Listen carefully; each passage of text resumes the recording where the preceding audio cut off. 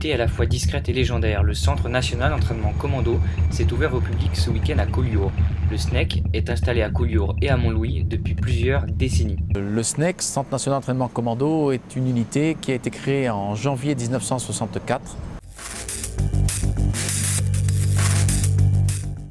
pour former tous les cadres et la troupe à un combat spécifique dit commando, qui est l'héritage du combat des SAS et des unités commando françaises de la Deuxième Guerre mondiale.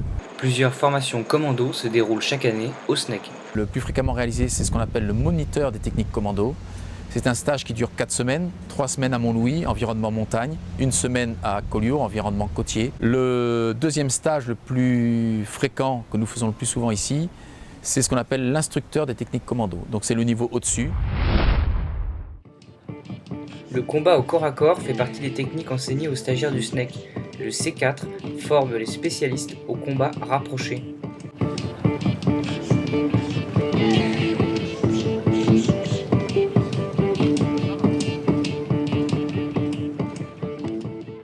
C'est un combat corps à corps adapté pour les combattants de haute intensité.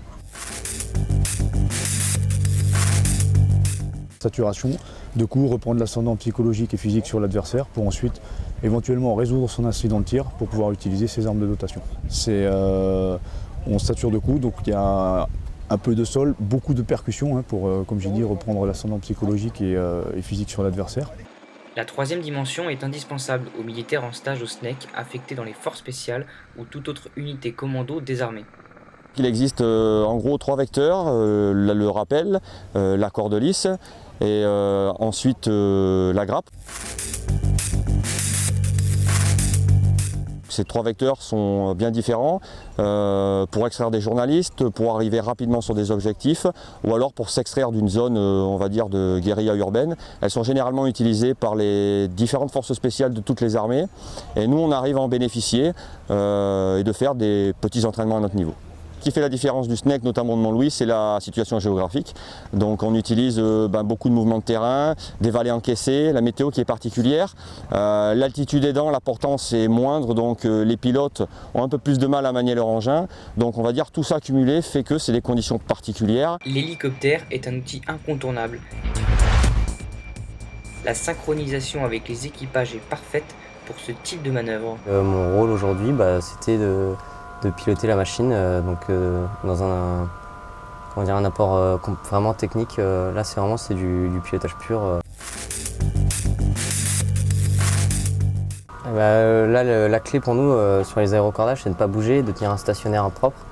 C'est de prendre des repères visuels dans l'axe et sur le côté assez net. Et par rapport à ça, dès qu'on décèle un mouvement, on essaie de le corriger au plus fin pour ne pas bouger. Et on a aussi en soute un 4e homme qu'on appelle un MOS ou un aérocordeur spécialisé. Et qui lui à la voix va nous guider selon ce qu'il décèle. Donc on a effectivement des repères visuels nous-mêmes, mais aussi vu qu'on ne voit pas les commandos descendre, puisqu'ils sont derrière, à l'arrière de la machine, on a nos yeux pendant cette opération-là. C'est ce MOS qui nous guide, qui nous dit à droite, à gauche, le premier descendu, le deuxième, ainsi de suite. Et donc on se fie absolument et rigoureusement à ce qu'il nous dit. Le centre a offert au public un panel complet de présentations de haut niveau, pour le plaisir des petits et des grands.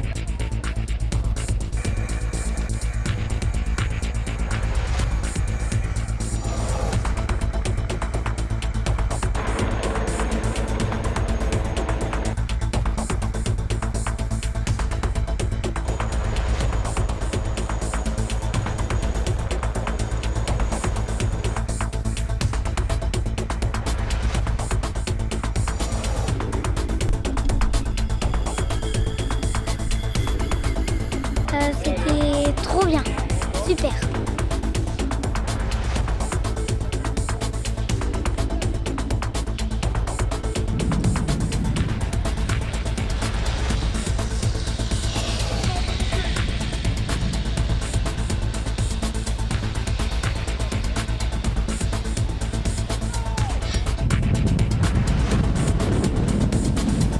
Là on est à 40 km/h.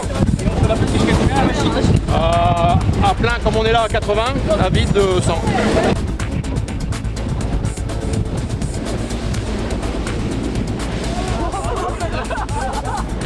Ah bah c'est sympa, bon, pour ceux qui ont eu l'honneur de le connaître en version militaire, il y a la version civile qui est plus tranquille, plus calme.